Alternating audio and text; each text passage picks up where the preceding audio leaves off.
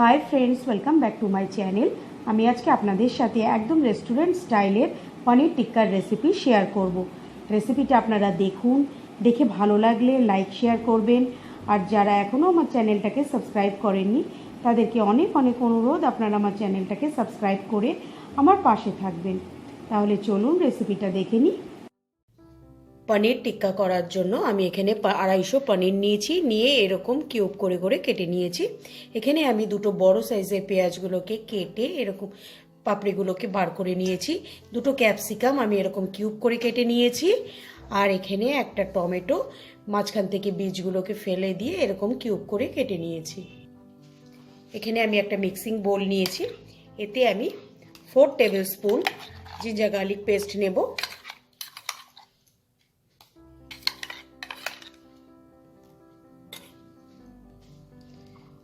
4 table spoon আমি টক দই নেব।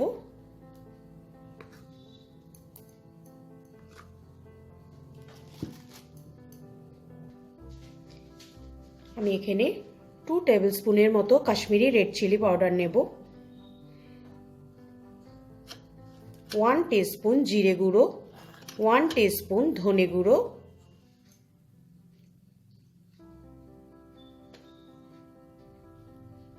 1 টেবিল স্পুন আমি তন্দুরি মশলা নেব,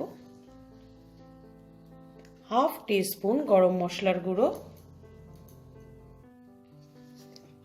পরিমাণ মতো নুন, নুনটা আপনারা আপনাদের টেস্ট অনুযায়ী দেবেন।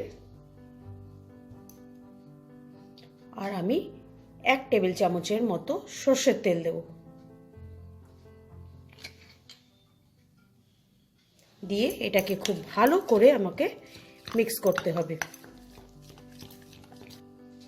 আমি এখানে 1 টিস্পুনের মতো হলুদ দিয়ে নিয়েছি, হলুদটা আমি ভুলে গেছিলাম, হলুদটাকে অ্যাড করে নিয়েছি। এবার আমি এটাকে খুব ভালো করে মিক্স করে নেব।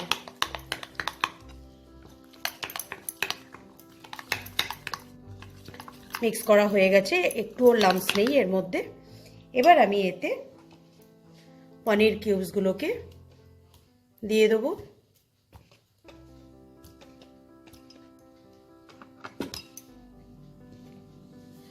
ক্যাপসিকামগুলোকে দিয়ে দেবো।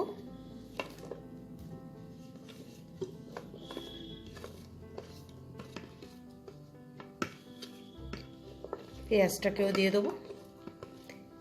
ভালো করে মিক্স করব। টমেটোটা আমি একটু পরে মেশাবো। খুব আলতো হাতে এটাকে আমাকে মিক্স করে নিতে হবে।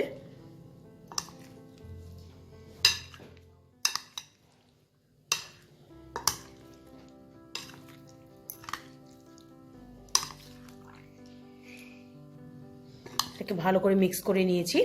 এবার আমি টমেটোটা দিয়ে দেবো, দিয়ে এটাকেও হালকা করে একটু মিশিয়ে নেব।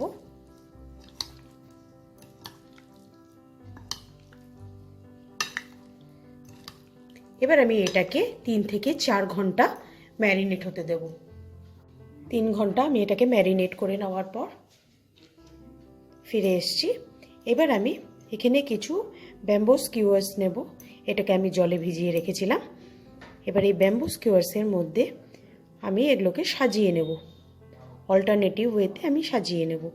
প্রথমে আমি একটা পনির দেব, তারপর পেঁয়াজ দেব, ক্যাপসিকাম দেব, টমেটো দেব। এইভাবে আমি আবার পনির, পেঁয়াজ, ক্যাপসিকাম, টমেটো, এইভাবে আমি প্রত্যেকটা স্কিউয়ার্সগুলোকে সাজিয়ে নেব। আমি এখানে একটা গ্রিলিং প্যান খুব ভালো করে গরম করে নিয়েছি। এতে আমি কিছুটা বাটার স্প্রেড করে দেব।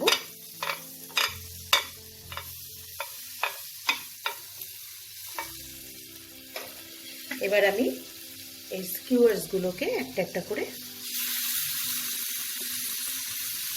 রেখে দেব।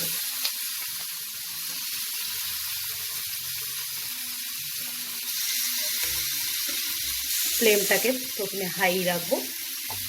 এটাকে 5 মিনিট আমি এইভাবে করব। এইভাবে আমি চারিদিক থেকে উল্টে পাল্টে এটাকে লাল করে সেঁকে নেব।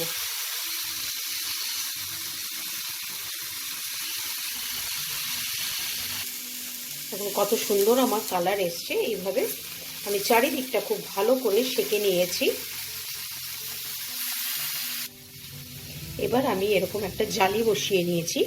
জালি বসিয়ে নিয়ে এই পনিরগুলোকে আমি রেখে দেব,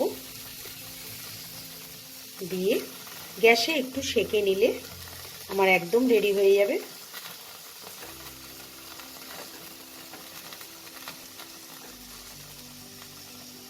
এইভাবে আমি সবগুলো পনির টিক্কা বানিয়ে এরকমভাবে সেঁকে নিয়ে ফিরে আসছি। তাহলে দেখলেন কত সহজেই তৈরি করা যায় একদম রেস্টুরেন্ট স্টাইলের পনির টিক্কা।